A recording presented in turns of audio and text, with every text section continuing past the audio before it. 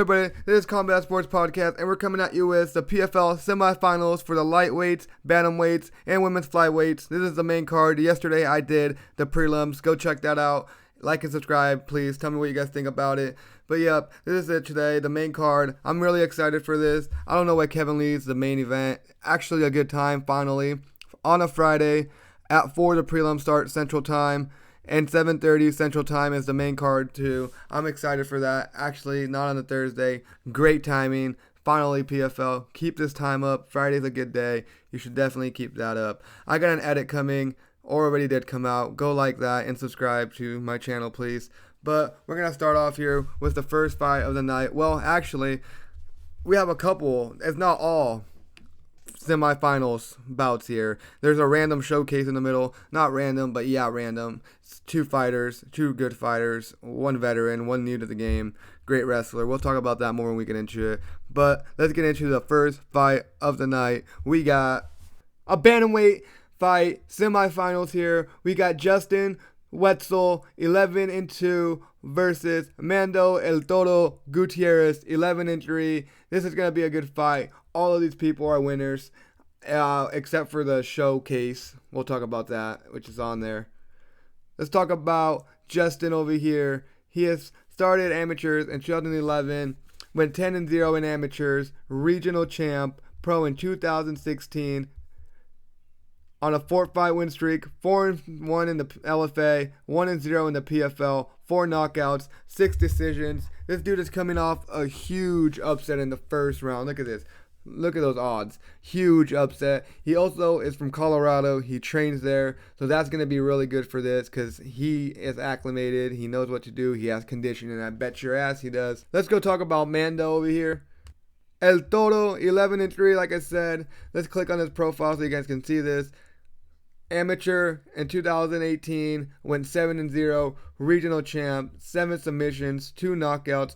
Pro since 2019, has a lot of not a lot of losses, but he has losses to some big names like Raul Rosas Jr., Cameron Smotherman. He also has a couple grappling matches, an exhibition fight in the Ultimate Fighter against Cody Gibson that he lost. This dude's good. He's been around. He's on a 3-fight win streak. He's coming off a submission win, rear naked choke. This dude has quite a bit of those. 2, 3. Look at that. Holy smokes.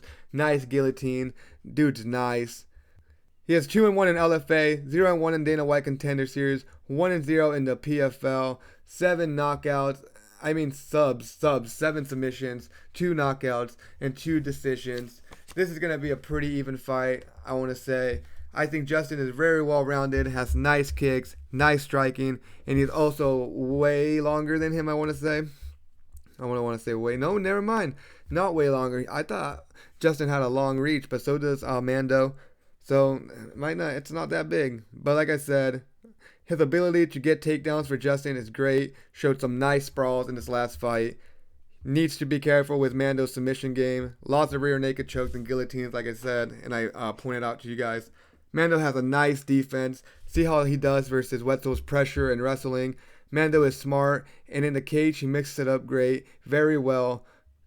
He also has some nice Brazilian Jiu-Jitsu, but with all that, this is an easier opponent for Wetzell 100% than what he had to deal with. But if Mando wants to win here, he's going to need to put some high pressure. He's going to need to be aggressive, high-paced, and he's going to have to basically push Justin up against the fucking fence, put some pressure on him, strike. I think he can outstrike him. And he can also wrestle him. I just hate that Justin's so good at it and can sprawl really good.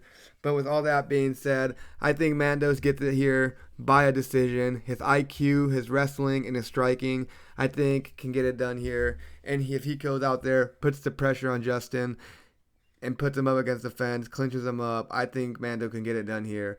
I got Mando Gutierrez by decision. Let's move on to the next. We got Marcielis, Durbin, Alves, 14-3. This is the other half of the bantamweight semifinals here. So here, right away, we're going to start it off. Winner gets the winner of this. Alves is going up against Jake White Kong Hadley, 12-4. Let's talk about Alves here. Let's click on his profile. Pro since 2017, coming off a split win, 2 Hygo, 0-1 in the LFA, 1-1 in Bellator, 1-0 in the PFL. This dude is powerful. Look at those knockouts, man. 10 of them bitches. And yeah, then even went to the third.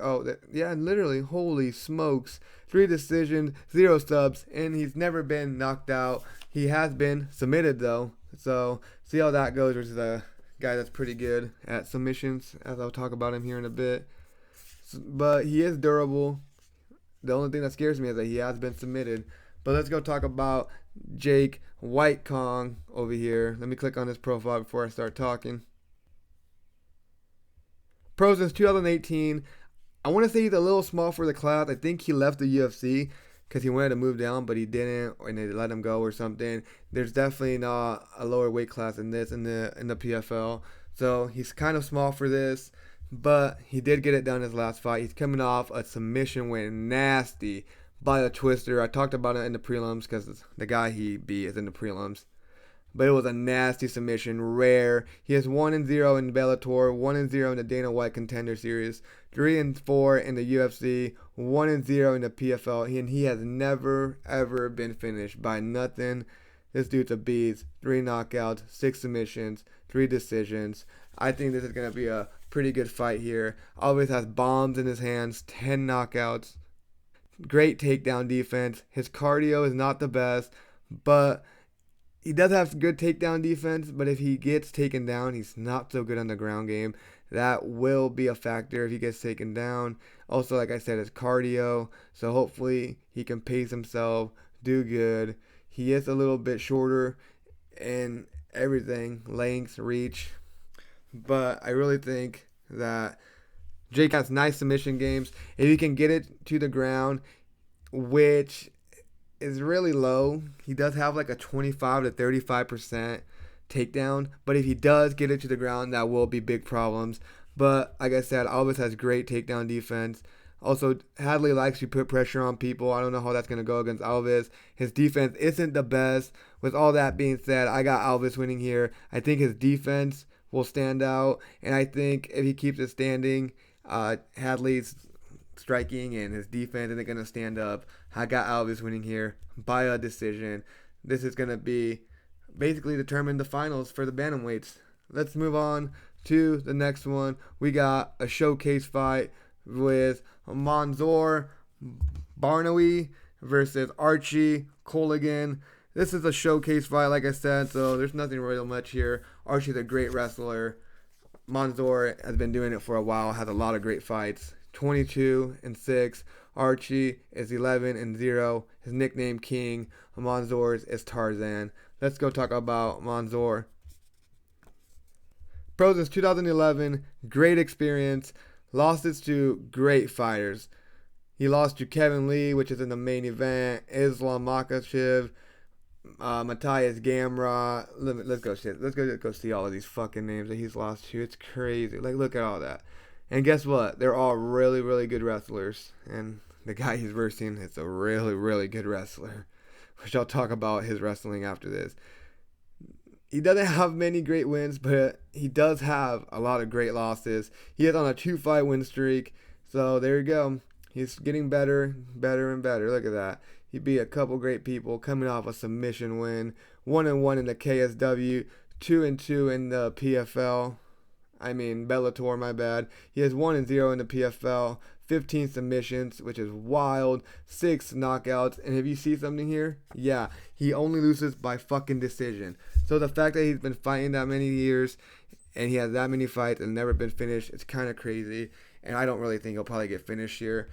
Let's go talk about Archie Colgan, 11-0, King. Let's click on his profile over here, and I'll start talking about him. If it loads up, there we go. Pro since 2021, never lost. 3-0 in the amateurs, 2-0 in the LFA, 8-0 in Bellator. This is his first PFL match. 5 knockouts, 1 submission, 5 decision, 14-fight win streak. This includes his amateur. This dude is a little tank. Look at the build on this guy. Let me go more into the breakdown, and I'll get talking about him. This dude is a great wrestler. But let's see here. We got Mansour. He likes to get it done. 21 of his 22 fights are wins by finish. So that is fucking insane. And he has never been finished in a fight. A lot of great fighters too. That just goes to show this dude has a chin. He's great about that's awesome. That's great. Great right there. But when he does lose, it goes to decision, and I can see this totally going to a decision here. Archie is a beast at wrestling with Big 12 championship, nice ground and pound. Striking has gotten way better, way better. It's improved a lot. And this dude was, one wrestling match away from being a NCAA All-American or something. He's a fucking beast. Manzoor's experience might take effect here, though. That's what scares me, the lack of Archie's fucking MMA experience. I don't see this being a finish. I don't see Archie finishing Manzoor. I don't see Manzoor finishing Archie. But the weaknesses I do see on Manzoor is the wrestling. The dude has lost to all his losses are to wrestlers. All 6 of those losses are really good wrestlers. And honestly, I think that it's just going to get it done for Archie here. Archie's wrestling is just going to do it. Ground and pound. I think he's going to get a takedown right away. Unless Manzoor has been training hella takedown defense, I still think that Archie will get a takedown. If he gets up, we'll see. But I got Archie here by a decision. Archie doesn't really have much submission games or nothing. I can't see him finishing. Maybe knocking him out. But like I said, Manzoor has never been knocked out. And I just don't see him getting knocked out here. He is way longer, though. So Archie's going to have to get in close and hopefully not get caught. Like I said, Manzoor does have some nice submission games, but with all that, I still got Archie winning here by a decision. Let's move on to the co-main event. Back to some bracket fights. Other half of the women's fight, we got Liz Carmouche. She is a beast. Gorilla, 23-8 versus Elora, 8-0. Onza Negra Dana, or Dana, however you say it, however the Brazilians say it. I'm going to call her Dana. All right. Let's get into Liz over here. Never mind. I guess I'll just wait till I break down the fight. I'll wait till I break down the fight so I can see what happens here. I got Liz over here, pro since 2010, great resume, been around. She is 2-2 in SF, Strikeforce, never died, right? No, I'm just kidding. It's dead as fuck. And UFC, she is 5-5, 7-0 in Bellator, also never dies. 3-1 in PFL, only been subbed twice, never KO'd, which is kind of crazy for as long as she's been doing it. 10 knockouts, 6 submissions, 7 decisions. She only loses by decisions, basically. Just look at this. Just look at all that. Look how crazy she is and how good. Let me click on her profile because I don't want this shit to cut out or something. 8-0, pro since 2022, never lost. She is 3-0 in MFC. She is 3-0 in JFC. 1-0 in PFL. 5 submissions, 1 knockout. And look at her resume, definitely nowhere near close as good as Liz is. But let's go talk about these girls.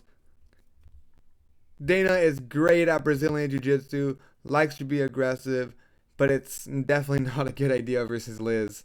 Liz is a fucking beast. She's powerful, and I don't think she wants to do that. Dana's striking is terrible, I say, compared to Liz. She definitely needs to get it to the ground, and I definitely don't see her taking Liz to the ground at all.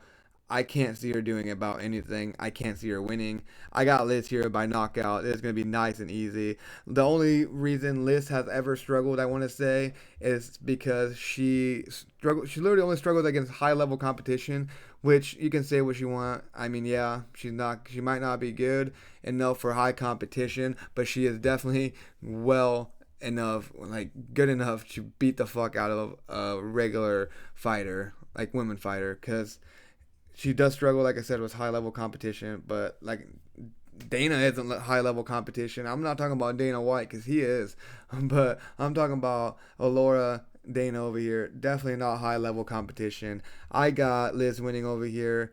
I think she's going to win it all. Liz is going to win by knockout, this fight by knockout, and I bet she'll probably win the whole thing by a knockout. I got Liz winning this, and I got Liz winning the whole tournament. the odds. She's just, and then maybe she should retire. She's up there in age. Maybe not, but I think she's just gonna steamroll this whole fucking. She's gonna steamroll the whole thing. Let's move on to the next one. The main event. What everyone's been waiting for, right? Kevin Lee versus Gatti Rabadanov. Gatti is 25-4-2. Kevin Lee, Motown phenomenon, 20-8. Let's go talk about Kevin. He is stepping in short notice for J.J. Wilson, who broke his jaw. I don't know why well, I guess the lightweight division sucks in PFL, so they had to sign Kevin Lee to step in. Let's talk about Kevin Lee. Why is he the main card? I don't know. But I don't know if I mentioned, this is the lightweight, so this will be, the first bracket fight in the prelims. So not the first fight. It's like 4 fights into the prelims, and there'll be like 2 bracket fights in the prelims. Check that out. I have breakdowns for that. So this is the other half of that. Let's talk about, like I said, Kevin Lee. I don't know. I don't know. All I really remember recent of him is him getting knocked out by an overhand because he tried to go in for a flying knee or something. Got overhand knocked out. Well, not knocked out, rocked. That's what I remember him so far. But this dude's good. Pros in 2012, regional champ. Great UFC experience. Look at that. Just great. 11-8. Coming off a submission win too, so he's feeling himself a little bit. He did want to retire at one point, he didn't. So he was feeling a little down. The UFC, he left the UFC because he retired, I think, and then now he's back. He's been doing really good, so I kind of like how he's been doing. He says he's thirsty to be back, and I mean, coming off a win, good. That just goes to show. He has 3 knockouts, 9 submissions. He has been finished quite a bit, and I do not like that. 8 decisions. And like I said, short notice fight. Let's go on and talk about Rabadanov. Let's go click on his profile so you guys can see and follow along with me. Let's see if it loads. There we go. Pros since 2013. He is on an 11-fight win streak. Oh, he's on fire right now. Coming off a knockout win in the first round, of course. 6-0 in the PFL. Started there, then he went to Bellator, went 5-0, and now, of course, he's back since the PFL has bought Bellator. Last time being finished was in 2016. This dude has 9 knockouts, 5 submissions, comeback, and Ghazi is fucking on fire. 11-fight win streak, undefeated for a while. He's just a beast, crushing his opponents. Kevin Lee is coming off a couple injuries, trying to make his comeback here, his redemption story, as people would say. It's going to be a good one here. Kevin Lee's grappling will need to be used here if he wants to win. He is a black belt, has beautiful wrestling, nice striking too, but his cardio is definitely not the best. He has had a lot of injuries, ACL, knee injuries, so that's definitely not good. Rabadanov has great striking, will cause Kevin problems if Kevin doesn't somehow work his wrestling in there. Ghazi's a great sambo. He has great sambo/wrestling. His skills are great. I just don't see much going on here. Ghazi, I feel like, will not get taken down. If he does, I don't know. I can't say he won't get taken down because his losses that he has on his record is because he gets taken down. And I don't know. He has lost to elite wrestlers, but I still think Rabadanov can get this done here. It's just, I don't see Kevin Lee shocking the world unless he goes in there, mixes it up beautiful, strikes beautifully, stuffs takedowns, and puts the pressure on Rabadanov. He can definitely get this done, but I really think that Rabadanov is just going to steamroll him. Maybe get him out of there nice and early. If not, take him down. Maybe submit him. If not, he's probably just going to keep taking him down. Who knows how Kevin Lee's doing. He is coming off a win, but, it's competition and all that. I got, like I said, Rabadanov winning here. And this is the last fight of the PFL in Wichita, Kansas. This is going to be a good fight card. I don't know about the lineup. The lineup for me is a little fucked up. I don't know why the showcase is on here, why those 2 prelims fights that are tournament fights aren't in the main card.